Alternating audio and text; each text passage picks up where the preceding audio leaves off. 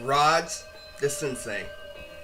Now, Raj is a half Indian, half black guy I met when I was homeless, and he taught me everything that I was missing out on in high school, and he became my sensei due to me having no one at the time, me being in a new area. So he was familiar with the area, but he's from a different area. So Raj actually comes from Robert City. If you go back to my gym for freshman year, Raj comes from an area that's more ghetto than mine. So the first thing that Raj teaches me is he teaches me how to dance. So I was known throughout high school for being this sick ass turf dancer, but Raj defeats me epically. The first time he was just criticizing me on my footwork, showing me to actually glide by putting one leg in and one leg out. And I'm like, why can't I just chop him from going foot to foot? But I thought that I can beat him because my moves are more spontaneous, but he was trying to show me what actual creativity is in a dance battle. So what happened was asked him to battle him because I'm like, you're really trying to teach me a lesson where all you're doing is criticizing my footwork? Well, I feel like my footwork is better than yours. I had no idea that he was an actual dancer. I thought he was just criticizing me like how a lot of people criticize me and don't back it up. No, he backed it up tremendously. He beat me 2 out of 3 times, and the second time he's like, oh, you are a complete slop.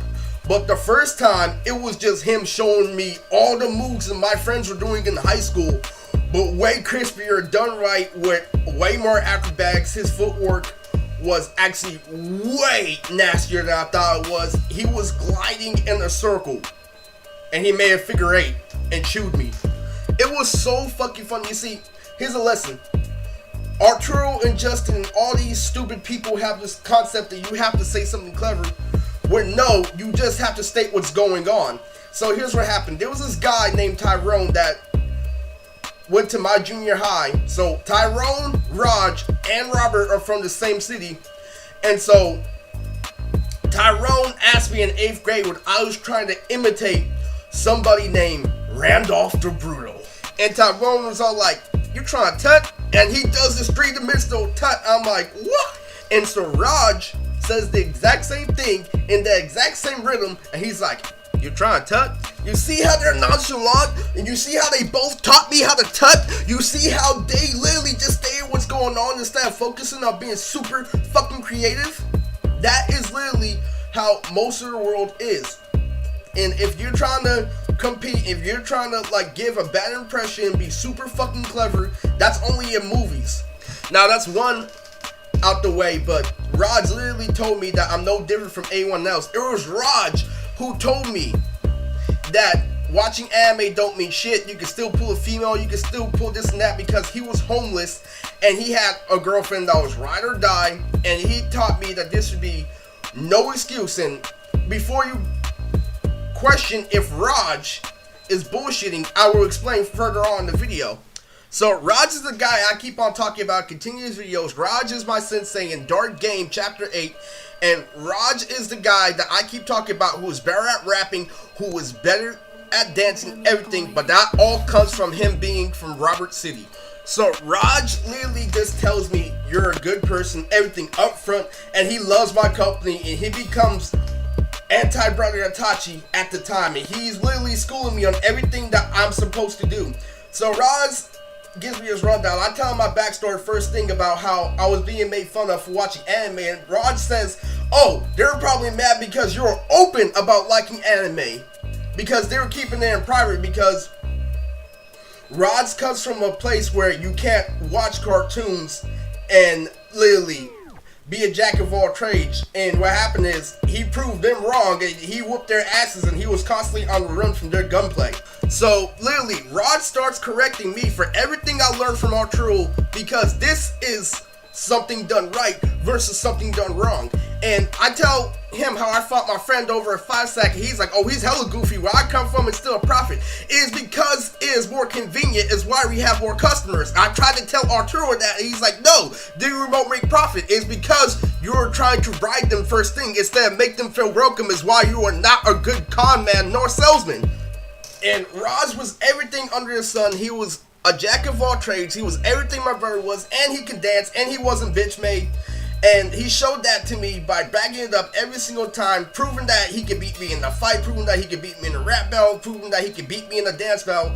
But it was all at the expense of him being homeless, but it didn't stop him. And the reason why he was homeless is because of his past and where he came from. And I keep on trying to tell him, like, dude, you turf better than anybody I went to school with. So there was this one time that the whole school was praising me for doing basic steps where I'm used to competing in junior high school. And Raj tuts better than anybody that I faced when I'm in high school. And he made everything I've seen in high school look like shit. He told me to be more animated when I dance. He literally showed me a move that he moves his shoulders where he's pretending to grab on a rope. And I'm like, dude, what the fuck? Like fucking Spider-Man and shit. I was hella mad because he actually went to dance school and he was actually supposed to be a mainstream rapper, but he didn't fall for the trap that I didn't fall for. That's why I didn't become a rapper, because I knew the difference between having privacy versus living up to an expectation. And that's why I took advantage of when I was at the hyperbolic time chamber, is that I was still being praised by the top tiers, but Raj knows how those people operate. And it was so fucking funny. There was this one time where me and him had this thing where I'm insecure because he's the OG, but I say something hella smart, and I talk to him and shit, and I'm all like, I don't like music from the Bay because they all sound the same. And literally, so he tests me and shit like that. He's like, excuse me, what did you say? I'm like, never mind. He's like, no, say that shit again. I'm like, they all sound the same. He's like, damn right, they do sound the same. But it was just crazy, you know. So I was talking to Raj. I didn't know how much he knew about anime, but Raj literally lied to me, telling me that Arturo wasn't shit. But I didn't tell him it was Arturo. I just told him about the philosophy about him and everyone in 8th grade and how they treated me throughout high school and shit. And he's all like, oh, well, they're goofy because everybody in the hood know about Naruto. I'm like, really? He's like, dude, it was on TV. And that is what inspired me to make the Old Friend Arturo video. I actually hung out with somebody who went through all the stages that Arturo thinks about, and that's why he told me that it ain't shit. And I talked to him and I tried to show him my rap battle with Sabo, and I'm all like, you watch One Piece? He's like, fuck yeah. And so I tried to tell him who, I'm like, but you don't know who Rob Lucci is, because he does stream it online, but I thought he just remembered it when he was a little kid. He's like, yeah, I know who Lucci is. And so I'm all like, no, but he corrects me. He's like, you asked me about One Piece? That's like saying I don't know shit about Pokemon and shit. And Rod's played Pokemon heavy. So literally, I tried talking to him, I'm like, but we didn't get to Rob Lucci when we was in the United States. He's like, oh, it doesn't matter, just watch it. He's like, oh! So he watched the battle between me and Sabo, and he said that Sabo won out the pussy line, and he's like, dude, you should have let you go 2 rounds. So I pull what my anti-brother Itachi does and shit. So literally, he's listening to my Black battle. And so the part when Black says Nissan comes up, where we happen to be standing outside with Nissan in front of us. So before he says the bar, I parked that Nissan side, and it was so funny. He's like, oh! Oh, so this is one day where I catch him off guard with a prank. So we just get done smoking some bad weed, some boo-boo, some shake. And literally, so I get mad, and literally we smoke D-War steak, and we know we're both high and shit like that. So this is after Rod proves he can beat me in the fight, right? So literally, I hit up my dealer, who I'm hella cool with at the time, and he actually fronts me. So literally, it's on fire too. So I hear Raj, I'm like, bitch, I'm about to smack the taste out your mouth. And so he doesn't reply, and he's all like, excuse me? And so I literally keep a straight face. I pull adjust his straight face, and I fool this guy as soon as I get in, and he's like, dude, who the fuck you think you talking to? And so literally, I pull out a box and I make him smell the weed, and he's all like, oh! There was this guy named Heat Guy J, who was literally Raj's partner at the time. And so me and Heat Guy J have a couple of moments. So Heat Guy J and me just have a side conversation about, you know, pussy.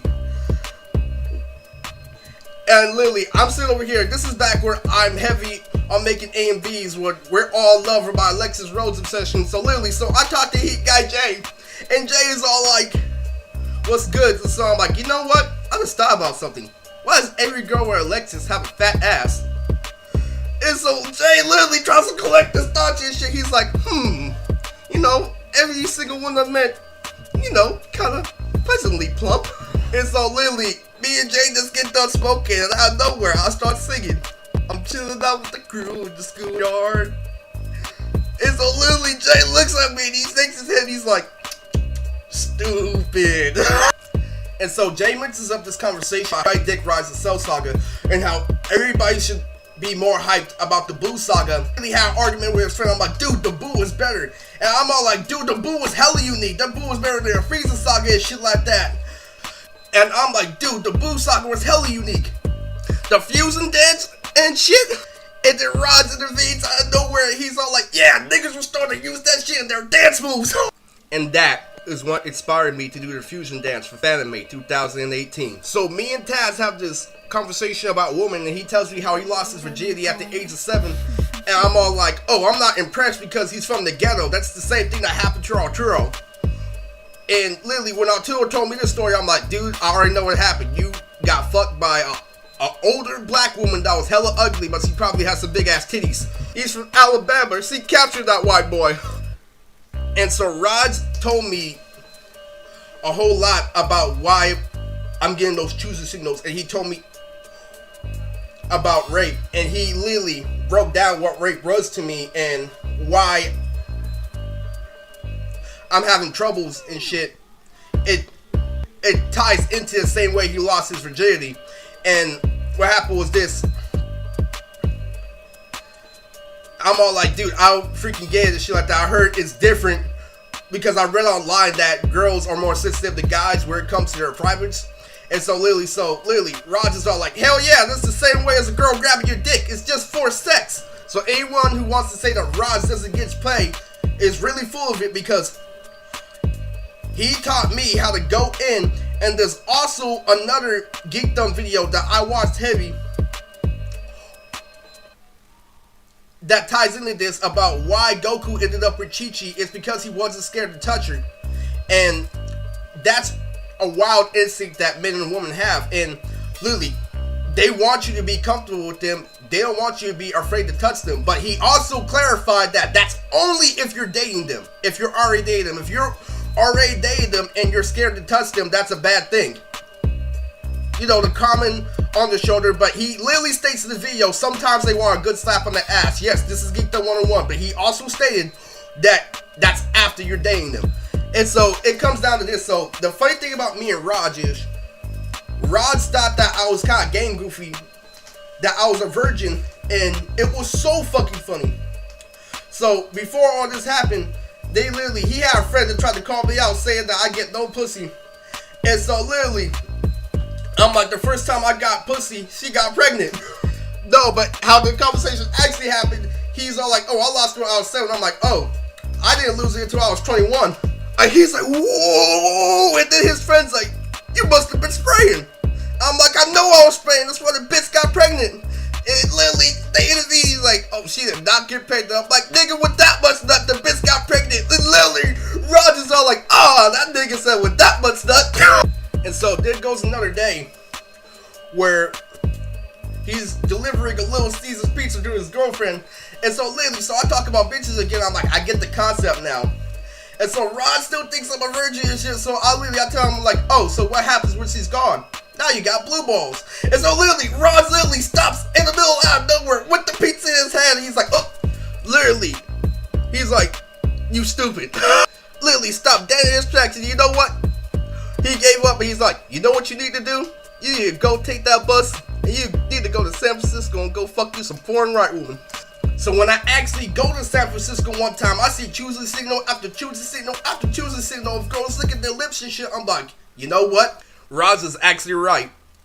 But you know what? I realized that ain't shit, because that was at the time where I didn't value women too much. But what Raj is saying is true, and it became the regular. But the lesson between me and Raj is, Raj had to sacrifice his life, his right to live a normal life in order to learn all those things, all those trades. And literally, there are people, a lot of people would tell me, how you watch anime and have so many different hobbies?